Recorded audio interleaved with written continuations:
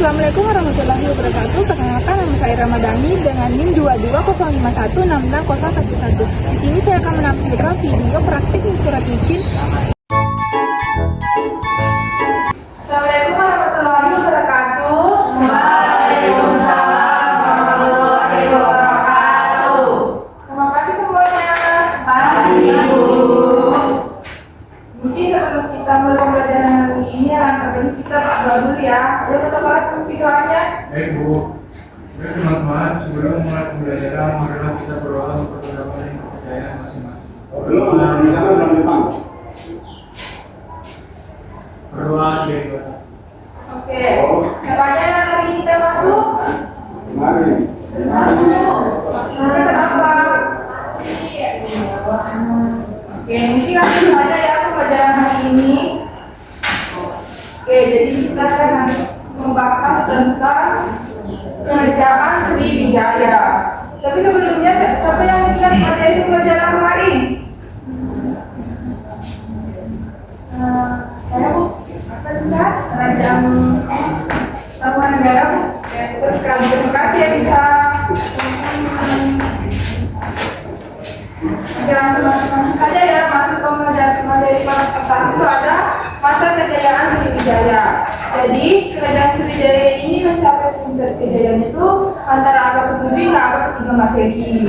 Nah, dia berpusat di Palembang, Sumatera Selatan, dan juga sebagai kerajaan maritim terbesar di Asia Tenggara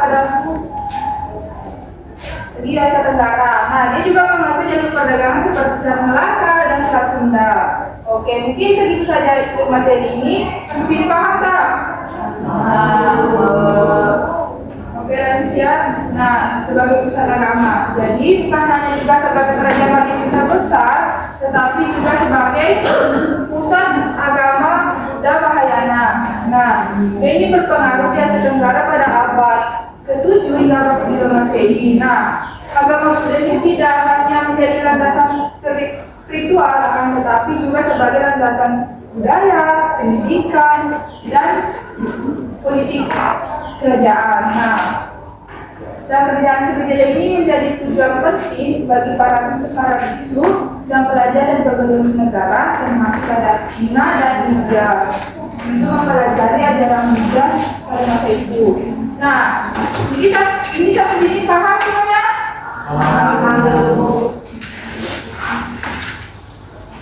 Oke, nah di sini ada materi terakhir, yaitu ada kemunduran dan tentunya. Jadi, kemunduran dan tentunya kerajaan Sriwijaya ini secara bertahap, mulai dari abad ke-11 hingga abad ke-13 Masehi.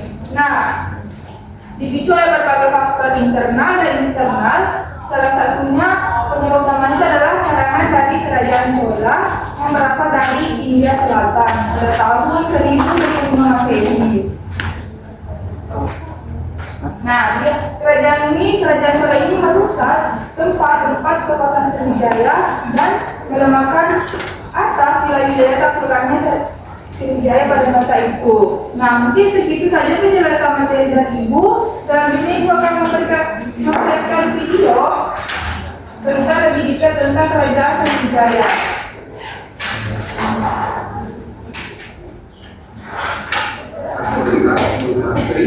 Oke, diperhatikan ya.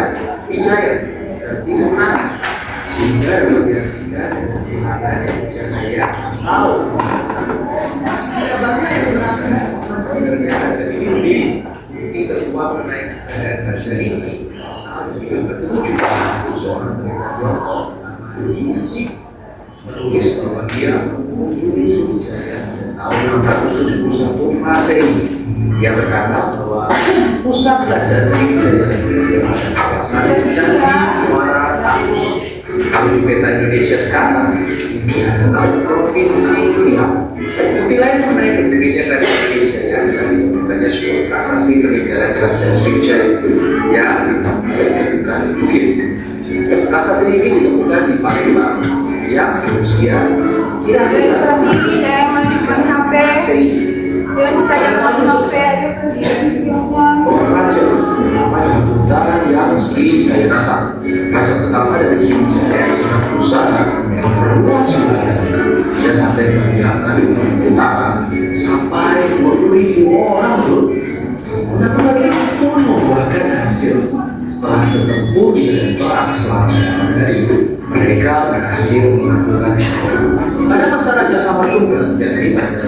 1795 hingga 835 ekspansi militer Kerajaan Sriwijaya sudah mulai berkurang.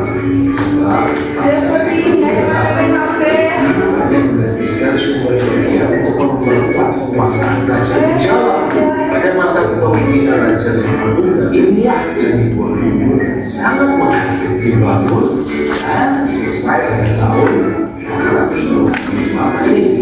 Candi Borobudur merupakan salah satu peninggalan Kerajaan Sriwijaya yang masih bisa kita lihat keberadaannya hingga besar. Abad 9 sampai 10 kemasan masa Kerajaan Sriwijaya dan waktu itu Kerajaan Sriwijaya masa dengan bahkan dari Sriwijaya saat itu telah menguasai kerajaan Indonesia dan sebagai masyarakat Jawa, Raja Malaya, hingga Vietnam. Lebih dari itu, Sriwijaya menjadi pengendali rute perdagangan lokal dan mengenakan biaya cukai pada setiap kapal yang lewat. Hal ini karena Sriwijaya berhasil menguasai Selat Sunda dan Malaka.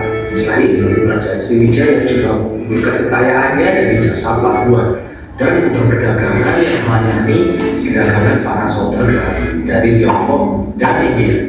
Keruntuhan Kerajaan Sriwijaya bermula saat Raja Jenderal Chola yang merupakan penguasa Kerajaan Chola Nagara menyerang Kerajaan Sriwijaya pada tahun 1007 dan 1023 Masehi. Penyerangan ini bisa terbukti karena kedua kerajaan tersebut bersaing dalam bidang pelayanan dan perdagangan. Tujuan perdagangan tersebut bukan untuk menjajah, melainkan untuk meruntuhkan wilayah Sriwijaya.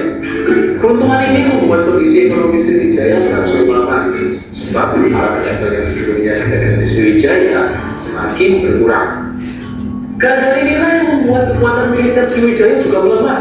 Kondisi ini membuat para prajuritnya melepaskan diri hingga akhirnya Kerajaan Sriwijaya ini runtuh pada abad ke-13. Nah, sobat, begitulah kira-kira sejarah itu. Nah, ini sedikit saja materi dari Ibu.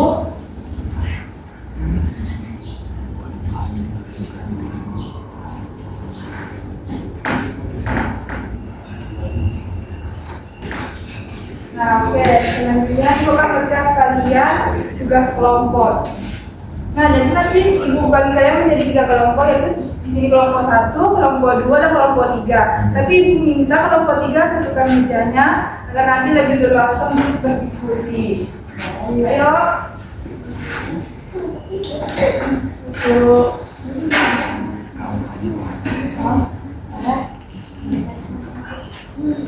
Ayo, nak. Oke,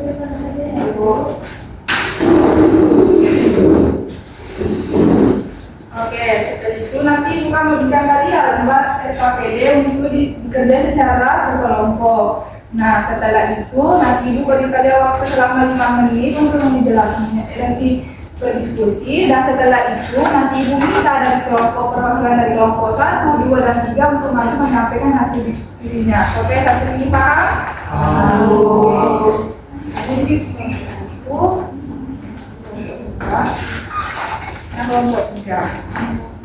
Yuk, diskusi semuanya. Yuk, ayo berdiskusi.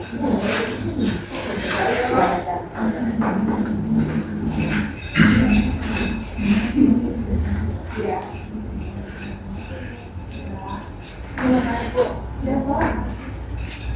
Kita jadi kelas ini semester Ya. Ya. Oke.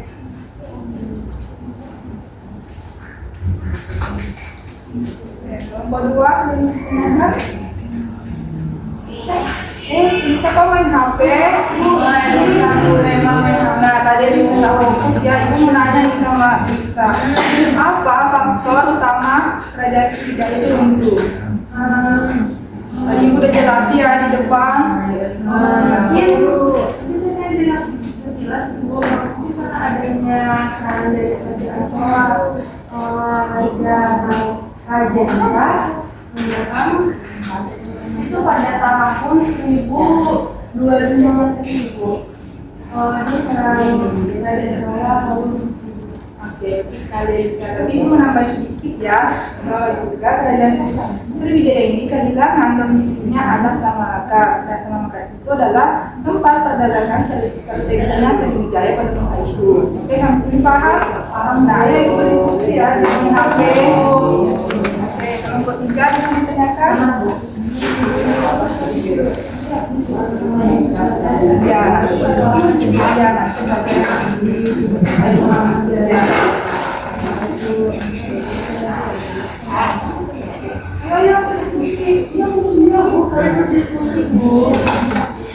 lagi ya.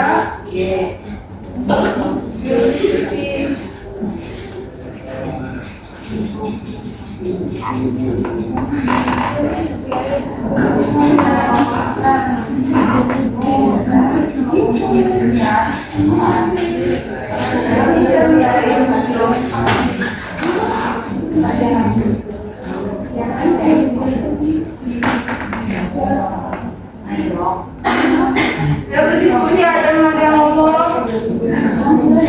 Kalau diskusi kan harus ngomong. Dan ngomongnya jangan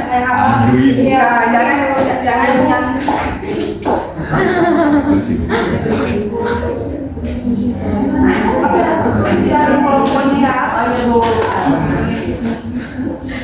boleh. Oke, tulis yang mana kelompoknya nilai ya dapat. Oke, mungkin segitu saja waktu berdiskusinya. Sudah di perjanjian di awal, Ibu minta perwakilan dari kelompok 1, 2, dan 3 untuk maju menyampaikan hasil diskusinya. Ya, Bu. Ayo siapa maju semuanya, ayo maju perwakilannya. Gimana aku? Ayo maju.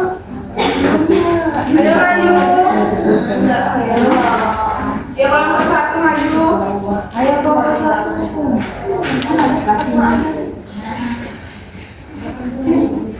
Ya. Dimulai dari kelompok 1. Di sini dari kelompok 1 akan membahas tentang prasasti peninggalan dari kerajaan Sriwijaya. Itu yang tadi kita temukan ada 3. Yang pertama prasasti Kedukan Bukit, yang kedua prasasti Rigor, dan yang ketiga prasasti Lampur. Ya, selanjutnya kelompok 2. Kami kelompok namanya kelompok Kabur. Ya. Kami dapat kenapa kerajaan Sriwijaya terkenal dengan kerajaan maritim yang sangat besar. Karena kerajaan Sriwijaya karena memiliki lokasi strategis di jalur perdagangan laut, menguasai jalur perdagangan Selat Malaka dan Selat Sunda, serta memiliki armada laut yang kuat untuk mengamankan jalur perdagangan dan memperluas pengaruhnya. Oke, jadi kami kelompok 3 yaitu kelompok Bunga, kami tadi diskusi tentang raja terkenal dari kerajaan Sriwijaya. Nah, jadi raja yang terkenal itu adalah Raja Balaputradewa, di mana pada masa pemerintahannya itu Balaputradewa merupakan raja yang cukup cakap dalam memerintah dan juga berhasil menjadikan kerajaan Sriwijaya itu menjadi kerajaan yang besar itu. Oke, ya beri tepuk tangan dulu untuk kelompok 1.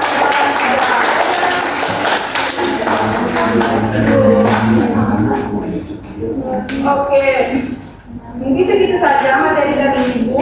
Tapi sebelum Ibu tutup, Ibu minta dari salah satu kalian untuk merangkum pembelajaran hari ini. Siapa yang merangkum pembelajaran hari ini? Oh ya, silakan Alia. Jadi kerajaan itu adalah kerajaan maritim yang berdiri sekitar abad ke-7 hingga abad ke-13 dari wilayah Sumatera, Indonesia. Kerajaan ini dikenal sebagai pusat perdagangan dan penyebaran agama Buddha di Asia Tenggara, serta memiliki pengaruh besar hingga menuju Himalaya dan Thailand Selatan, serta berbagai dari pelayanan menjadi pusat transit penting bagi para pedagang dari India, Tiongkok, dan Arab. Kejayaan Sriwijaya mulai menurun pada abad ke-11 dan serangan dari kerajaan Showa dan India dan memenangnya kontrol atas daerah kekuasaannya, Bu. Oke, terima kasih Alia. Oke, mungkin segitu saja pembelajaran hari ini. Maaf ibu kalau ada salah kata. Sebelum ibu tutup, alangkah baiknya juga kita tutup dengan doa. Tadi dari awal kan kita buka dengan doa, jadi kita tutup dengan doa. Ayo kelas. Baik, ini adalah pembelajaran